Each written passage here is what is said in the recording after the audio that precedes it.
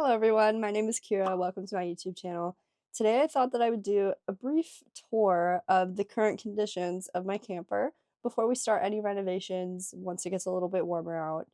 I'm going to film some of the damages I'm aware of and just like the general consensus of what we plan on changing in the future. I might do a video a little bit later kind of sketching out what we're hoping things will look like on the inside and the outside, but for the meantime, this is what you get.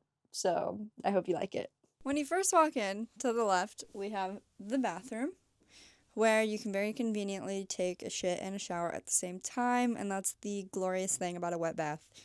Something I thought was, this is in like a lot of campers, well, pretty much all of them, to be quite honest, is that they all have a sink in the bathroom. And I just don't understand why when there's a sink literally like 2 feet away. So yeah, I mean, we could have a whole other cabinet right here, but instead we have a sink. Well, it's like fine, and we can't really get rid of it, but I just thought it was kind of silly. Originally, we were planning on doing a van, and for the longest time, I was like, I don't need a bathroom. I don't need a bathroom.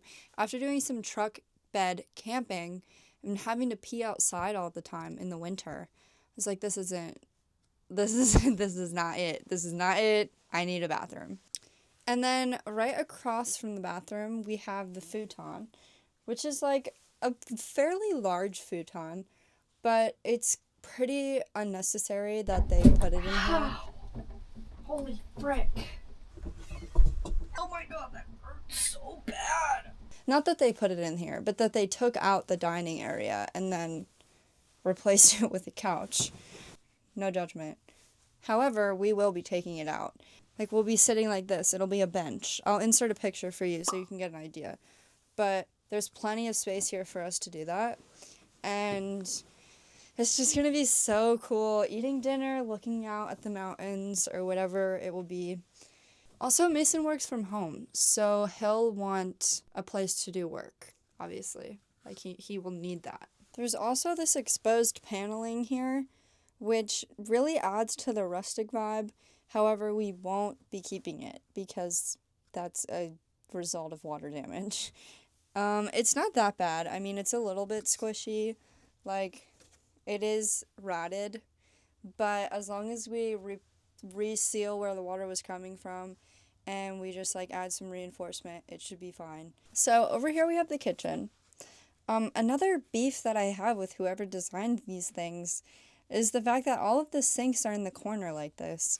I think I saw some of the 1985 models of the campers that had like a normal sink setup, but they're all just so inconveniently placed in the corner. So you lose all of this space here because of where it is. It's not even evenly in the corner. It's just like smacked in the corner.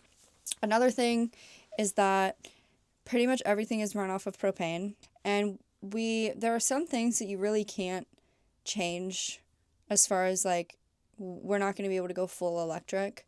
That's nearly impossible. So one thing would be getting rid of the propane oven and changing to a toaster oven, which is a little bit more energy efficient and it uses electricity, and maybe doing an electric stove. We'll have to cross that bridge when we get there. Definitely getting rid of the microwave. I don't know though. That's another thing. Like maybe I'm being a little bit too harsh and I will regret this later. All right. So now we're moving on to the bedroom. You have such a huge bedroom, you know. There is so much space to the sides and you can sit up and you're surrounded by these huge windows. It just doesn't feel cramped at all. And there's a lot of just storage. Like there's storage here, there's storage there, storage all around, and I'm obsessed. Another thing I love about it is it feels like one of those attic bedrooms, you know? I used to want to have an attic bedroom so bad when I was a kid because it just feels so cozy and so comfortable. You can get so creative with the decorations. And yeah, I'm so obsessed. And I think the decorating opportunities in this corner that's gonna be so fun. I'm so excited.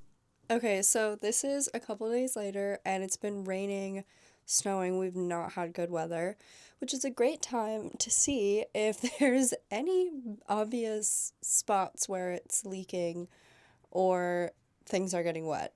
And what do you know? There's this spot right here that I'm about to show you. This whole area here is wet. It's so wet. It's not coming from the ceiling, thank God. It looks like it's wet, the ceiling. It actually is a little damp right here. This whole ceiling is made of carpet, which we plan on taking that down because that's just hideous.